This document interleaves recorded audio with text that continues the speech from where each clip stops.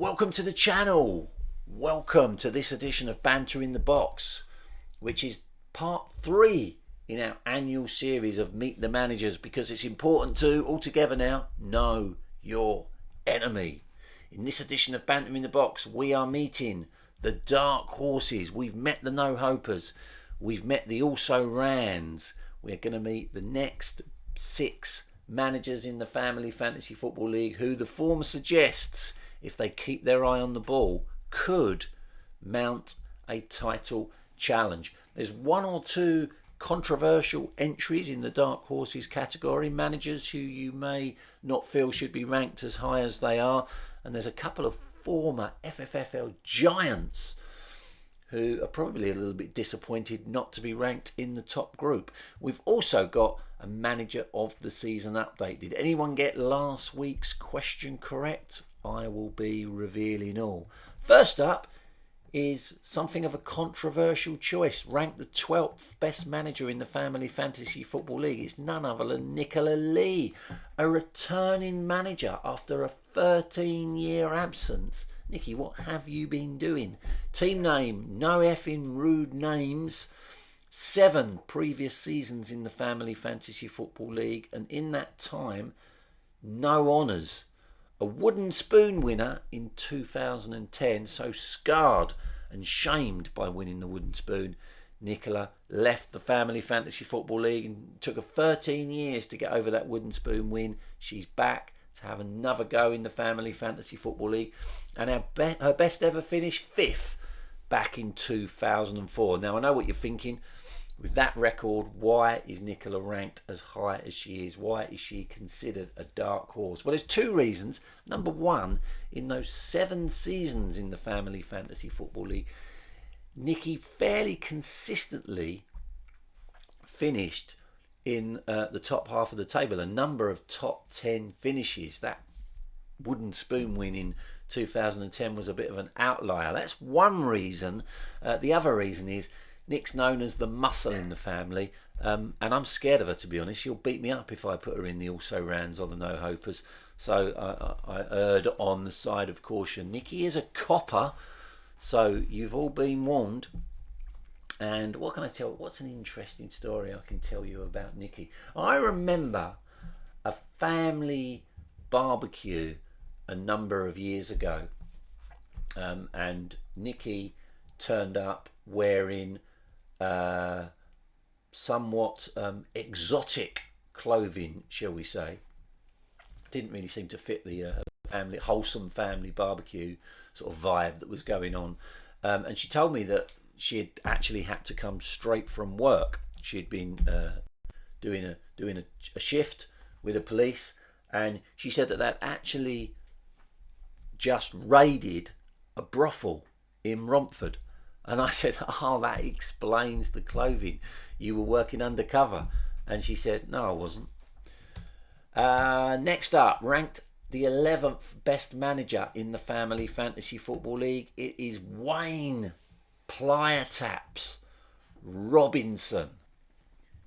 For those of you that haven't been in the Family Fantasy Football League for a number of years, you may not know the Plier-Taps reference. Wayne made pennies with his Plier-Taps invention. It should have kicked off more than it did, in my opinion. They were absolute genius.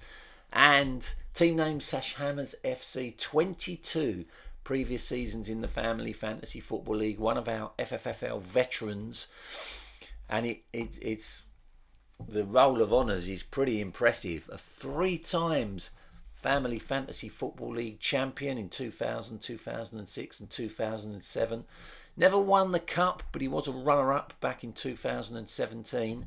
As for minor honours, well, he got the most weekly wins in 2006, 2007, 2011, and a share of the most weekly wins last season. He's had 4 Manager of the Month awards, and he's one of only 3 managers who have ever successfully retained the Family Fantasy Football League title.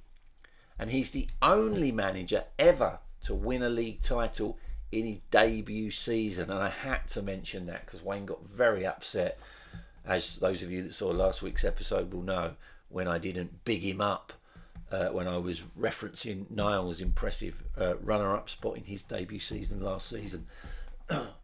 Wayne is somewhat of comes in that category of a former FFFL giant, because it's been a while since he's really done anything in the league. 2007, it's 16 years since he last won a league title. Quite why he's gone off the boil, difficult to say. And I know, as those of you who saw last week's episode, I know for a fact that he would, as he puts it, love it to win the league title again. Ranked the 10th best manager in the Family Fantasy Football League, it's my boyfriend Steve Maloney, Ostrich Bar Stewards.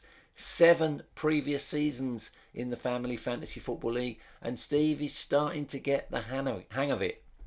He finally lifted major honours last season when he won his first FFFL Cup. That followed up him being runner-up back in 2018. He got the silver boot back in 2022, and he's received 1 Manager of the Month award, and his highest finish was last season as well, when he ran in 4th place.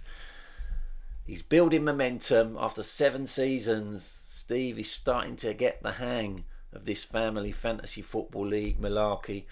After years of mid-table obscurity, if he keeps his eye on the ball, this year might be his year to win his first league title. Ranked the 9th best manager in the Family Fantasy Football League, it is yours truly, Chairman's Choice. Obviously, I've been in the league every single season before. A 3 times champion myself, 2002, 2013, 2015. A 3 times FFFL Cup winner in 1999, 2008 and 2016. And a 4-time Cup runner-up in 1996, 2002, 2015 and 2020. 3 Manager of the Month awards. No minor honours to speak of. I do hold the joint record for the most trophies won. 3 league titles and 3 FFFL Cups. I hold the record for the joint number of highest FFFL Cup wins alongside Gobi Desert Canoe Club. We've both won the Cup 3 times. And I hold the record for the most FFFL Cup final appearances with 7. And I was pretty pleased with last season when I finished 3rd. It's been a while since I finished that high in the league. It's rare that I finish in the sort of 2nd, 3rd or 4th spot. I either win it or finish absolutely nowhere. So I was pleased with 3rd place. This is going to be my year, I'm telling you now. The 8th best manager in the Family Fantasy Football League is a true Family Fantasy Football League legend, Mr. Mark Benwell, manager of Benny United, has already, rather embarrassingly, made the wall of shame this season. He's competed in every previous season of the Family Fantasy Football League, and he was the FFFL champion in the first 2 seasons of the league, way back in 1996 and 1997. He was the runner-up in 1999 and then again in 2012 and 2013. He won the Cup in 1997, completing the League and Cup double that year, and in 2011. And he's been the runner-up in the Cup in 1999, 2000 and 2012. He's got the most weekly wins in 1996, 2002, 2011, 2013. He scored the highest weekly total in 1996, 2002, 2013 and 2019. And he's been the manager of the season on 2 occasions, 2020 and 2022. He's had 3 Manager of the Month awards. And as far as FFFL records go, well, like Wayne, he's one of only 3 managers ever to retain the FFFL League title, albeit way back in 1997. And he's the only person who's ever been named Manager of the Season on 2 occasions.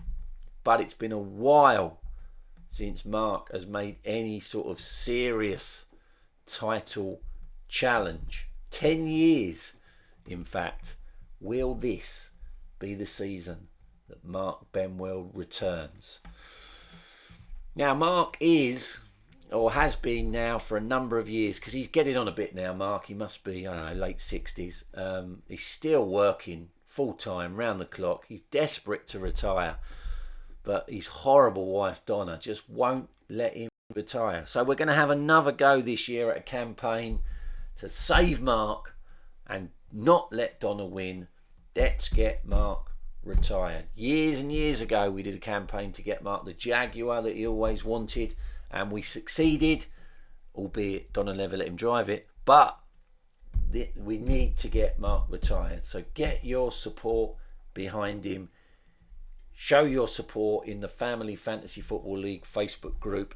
It's really time that Mark chilled out after years of slogging his guts out to keep Donna in the style that she insists on being kept in.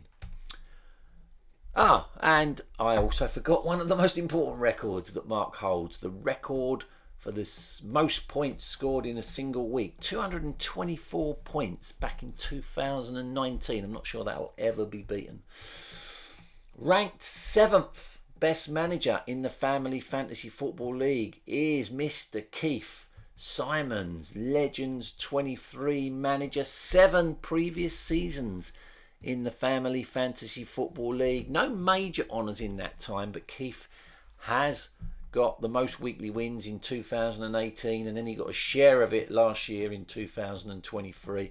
He also scored the highest weekly total in 2023. He's had 3 Manager of the Month awards, and his best ever finish was 4th back in 2021. Again, one of those that may fit into the somewhat of a surprise to see him ranked this highly, but while Keith's highest finish in the league is 4th, he's always in that top 10 bracket, nearly always finishing around the top 10. Mr. Consistency. And we also owe Keith a debt of thanks, because were it not for him, we wouldn't have assists in the Family Fantasy Football League. It was Keith that once dubbed the Family Fantasy Football League the Long Ball League in the years before assists became a thing in our competition.